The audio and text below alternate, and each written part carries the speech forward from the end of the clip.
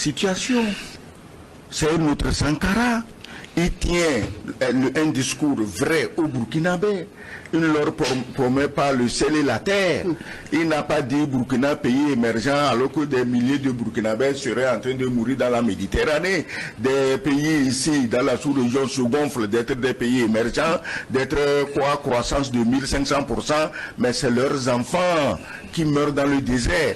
On les prend en Libye, on les enchaîne, on les vend dans les cages. C'est eux qui meurent en Méditerranée. C'est eux qui arrivent à Lampedusa où on les traite pire que des moutons. Donc, le capitaine Traoré tient le langage de vérité au Burkinabé. Il est conscient des forces de son pays. Il est conscient aussi des faiblesses. Chaque pays a ses faiblesses. Mais je ne vois pas en quoi, en Afrique et dans le Sahel aujourd'hui, quand un pays dit, bon, on veut être indépendant, on prend ça comme une déclaration de guerre contre un autre pays, parce que cet autre pays a été engraissé gratuitement sur le dos de ces pays africains depuis des siècles et ne comprend pas. Parce que quand vous regardez, quelqu'un l'a dit la dernière fois, je crois, c'est Charles Onana, l'écrivain, que mais pourquoi on doit s'étonner que la France, qui a 14 pays, où elle prend tout ce qu'elle veut, comme elle veut, gratuitement, parce qu'avec un CFA qu'elle fabrique selon ses humeurs, que ce pays ne soit pas le plus développé en Europe. La France, malgré ça, n'est pas développée. Alors maintenant, la perspective qu'elle perde ses avantages, mais ça rend Macron mais fou, il est fou. Si ce n'est pas la folie, dites-moi pourquoi la France va décider de chasser les étudiants burkinabés et maliens. Ils ont fait quoi? C'est l'avenir. Si la France était dirigée par des gens qui ont un peu de jugeote, c'est sur eux qu'il fallait miser pour retourner la situation dans leur pays dans l'avantage de la France. Mais non, ils les ont chassés. Eux, ils vont aller maintenant étudier en Russie. Après, on dit, ah, propagande russe, propagande russe. Donc, quelqu'un m'a dit, je vais refuser parce que c'est propagande russe. Propagande française, c'est bon. Propagande russe, c'est mauvais. C'est de la bêtise.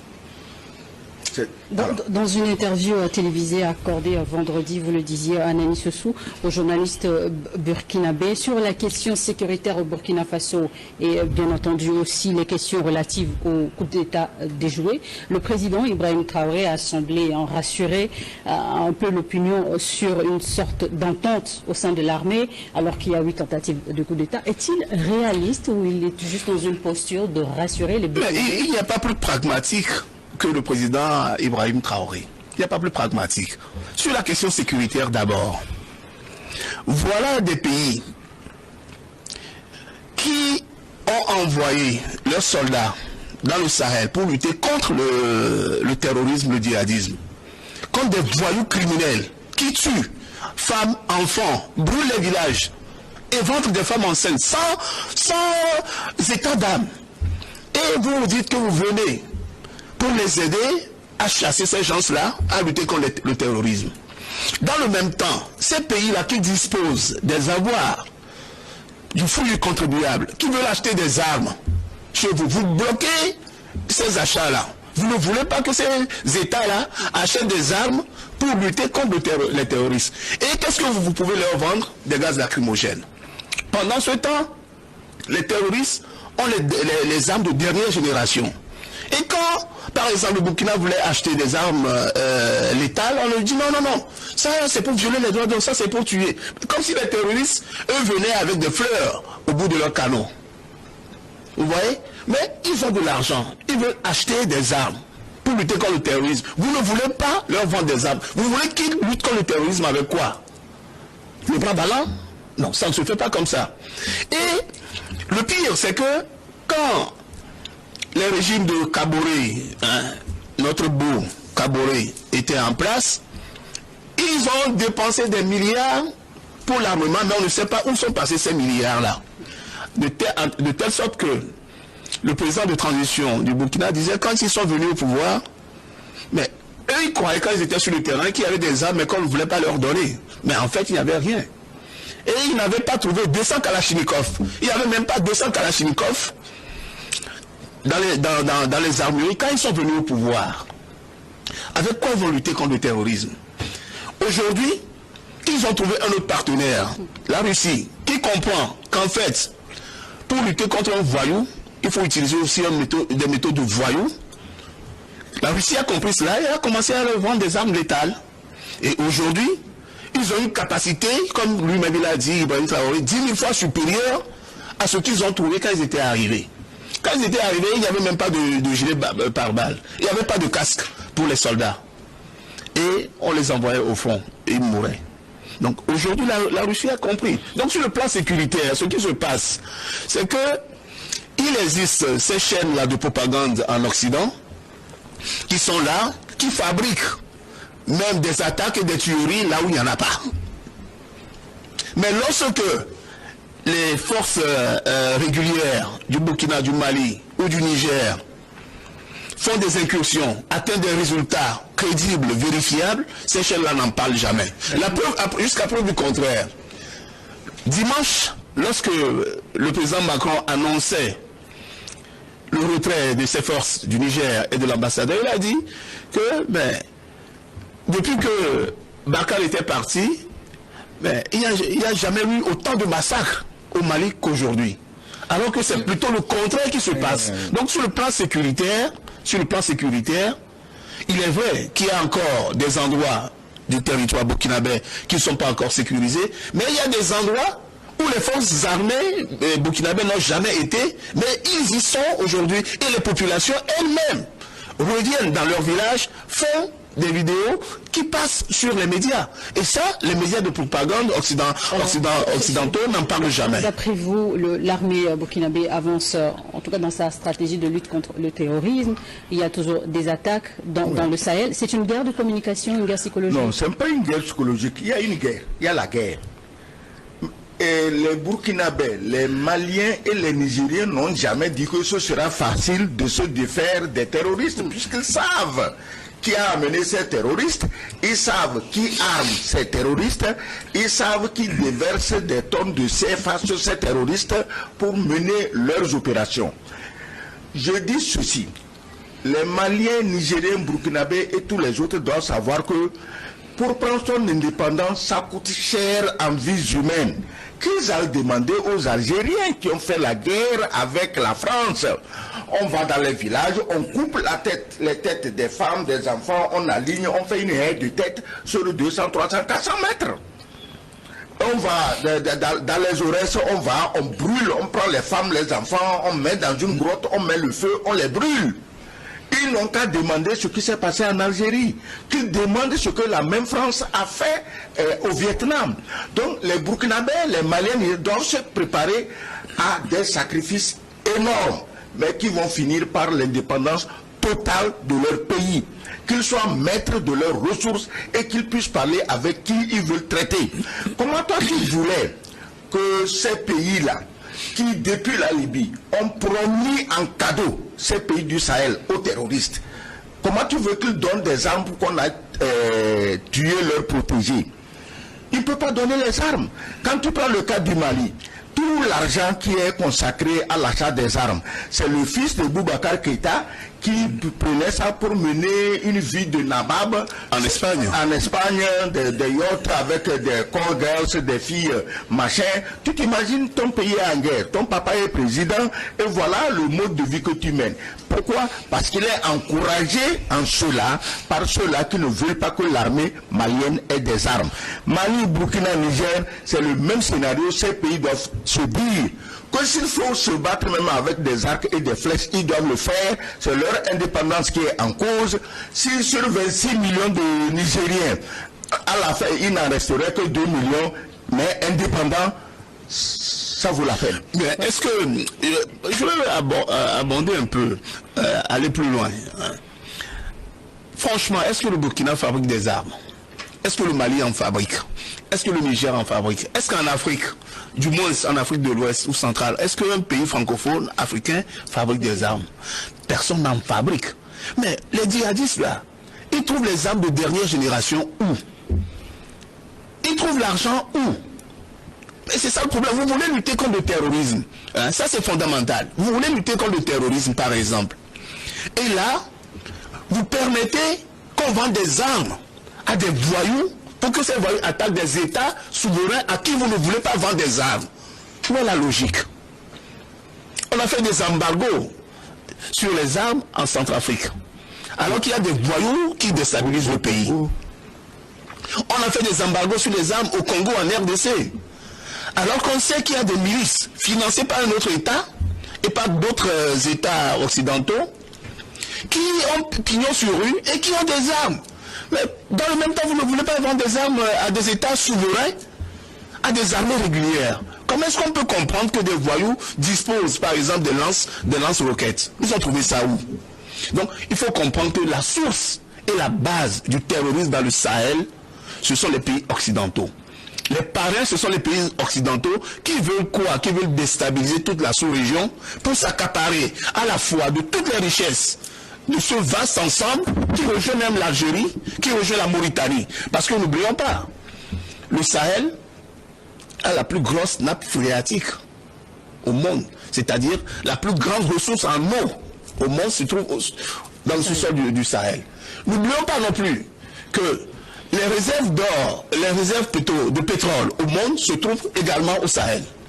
Les réserves d'or, les réserves de tous les minerais, l'uranium, le zinc, le diamant, le cobalt, tout ça là se trouve dans la zone sahélo-sahalienne qui comprend le sud de l'Algérie, la Mauritanie, le Mali, le Niger et dans une moindre mesure le Burkina Faso, jusque même sur nos frontières avec le Burkina au nord.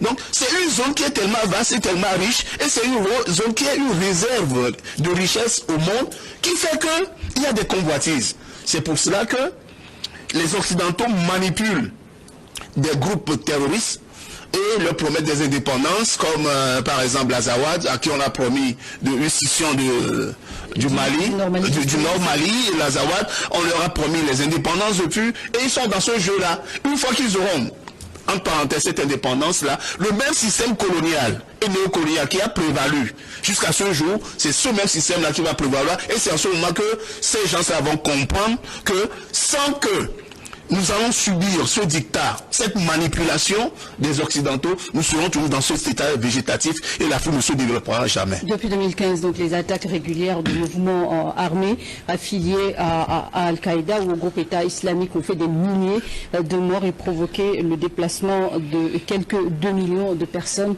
des chiffres de l'ONU. Dans la zone des 3 frontières, le Mali, le Burkina Faso, le Niger, aujourd'hui, s'accordent à collaborer militairement pour lutter contre le terrorisme. Mais ont-ils les moyens de cette solidarité? Et vous savez, ce que j'aime chez les Occidentaux, aussi mauvais qu'ils sont, ils anticipent. C'est-à-dire que ce que nous, on est en train de penser aujourd'hui, là, eux, ils avaient programmé ça il y a au moins 30 ans, et ils travaillent. Le génocide du Rwanda, à première vue, bon, voilà les Tutsis, fous furieux qui tuent les Tutsis. Mais il y avait un objectif économique derrière.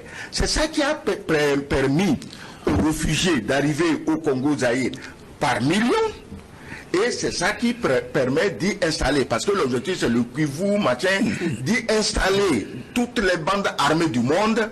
Et pendant qu'on tue à tour de bras les Congolais, mais les bandes armées associées M23 au Rwanda, à l'Ouganda, même au Kenya, sont en train d'exploiter tranquillement l'or, le diamant, au profit, tout ce que vous voulez. Au profit des multinationales. Maintenant, la zone des 3 frontières, apparemment, est de loin plus riche que le Kivu et le Katanga réunis. Alors, qu'est-ce qu'il faut faire? On doit envoyer les djihadistes qui vont occuper les États dans une guerre sans tête ni queue et interminable, pendant que les parrains de ces guerres installent leurs usines et leurs chantiers pour exploiter la zone des 3 frontières. C'est là que je dis ceci. Qu'est-ce qui empêche aux Occidentaux de dire aux Maliens, Nigériens, Burkinabés, écoutez, il y a des richesses chez vous, nous on a la technologie, on vient les exploiter dans un système gagnant-gagnant. Dans 10, dans 15, dans 20 ans, ces pays-là seront comme le Qatar ou Dubaï. Mais dans la tête coloniale et raciste de ces Occidentaux, il n'est pas question qu'on laisse un noir être libre et de jouir de ses richesses. Parce qu'il y a des Blancs aujourd'hui. Quand tu prends Macron, tu vois comment il parle. Parce que ça veut dire que quand Macron voit un noir, il se dit, mais tiens, celui-là, à combien je l'aurais vendu dans une plantation de canne à sucre en Louisiane? Donc, il n'a aucun respect pour lui. Il parle sans aucun égard. Alors, ces pays, vous demandez s'ils ont les moyens. Je vais vous dire quelque chose. Ce n'est pas l'armement qui gagne la guerre, c'est la détermination. Ils ont la détermination. On amène des mercenaires, des dozos au Côte d'Ivoire, des mercenaires libériens. Le mercenaire libérien, s'il arrive sur le terrain, on a dit il vient combattre l'armée nigérienne, mais si l'armée nigérienne lui propose un peu plus d'argent que ce qu'on lui a donné, il retourne son arme contre celui qui l'a envoyé. Alors moi je voudrais utiliser ça pour dire, tous les pays, surtout ceux de la sous-région qui sont là à pratiquer la danse du ventre, on va attaquer le Niger, on va défaire Tiani, on va attaquer Burkina, on va défaire... Mais pourquoi il n'y a pas parmi eux un officier ou un simple militaire pour se dire, mais pendant que nous leur préparons leur coup d'État là, qu'ils nous disent qu'eux-mêmes ne sont pas en train de préparer des coups d'État chez nous, parce que tout le monde est putschable. C'est-à-dire que le putsch, ça peut arriver chez tout le monde. Moi, si j'étais à la place de ces pays qui jouent au gros bras, je ferais attention. Les commandos spéciaux de ces pays de la région qu'on envoie au Niger, le Niger aussi a des commandos spéciaux qui peuvent faire des coups d'État.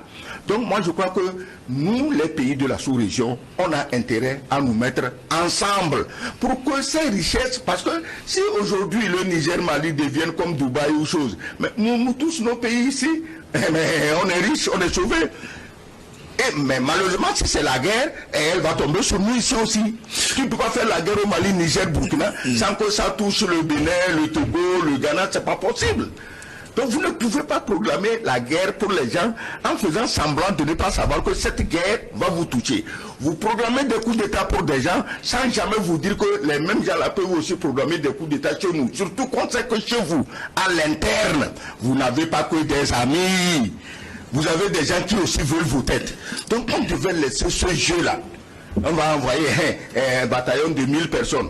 Mais comment 1000 personnes, ou 2000, ou même 5000 peuvent venir à bout de l'armée du Niger, surtout épaulée par le Mali et le Burkina Faso? Nous, on est en principe, par principe, on est contre la guerre. Le Togo est contre la guerre. Mais aujourd'hui, quand tu es contre la guerre, on dit que c'est toi qui es le délinquant, que c'est toi qui es le problème. Quand tu es contre la guerre, c'est toi le problème. Ceux qui veulent la guerre, c'est eux les solutions. Nous, on les attend. Oui. Pour la zone des trois frontières, c'était une zone de non-droit. C'était pendant des années, pendant presque 10 ans, c'était une zone de non-droit. Alors, comment ça se passe? C'est-à-dire que les voyous, les bandits, les criminels, qu'on appelle les terroristes, les djihadistes, moi ce ne sont pas des djihadistes pour moi, c'est des voyous armés par l'Occident. Comment ils opèrent? Ils vont dans des interventions, par exemple au Mali, au Burkina, au Niger, et se retranchent dans la zone des trois frontières, parce que c'est une zone inattaquable. L'armée malienne, qui était sous contrôle de Barkhane et de tout, n'avait pas moyen d'aller dans cette zone-là. Et ils faisaient des opérations, les voyous faisaient des opérations, et puis se retranchaient tranquillement, comme si de rien n'était dans cette zone-là. Alors, quand le Mali a compris le jeu, a chassé Barkhane, ils se sont armés. Parce qu'on dit aussi, qui veut la paix prépare la guerre. Le Mali a bien compris cet adage-là, il s'est bien armé, il a des services de renseignement efficaces, il a des services d'écoute efficaces, financés, non, plutôt payés chez les Russes, et entraînés par les Russes, l'aviation, l'artillerie lourde, tout ça qui est au point, le matériel sophistiqué d'écoute, tout est au point.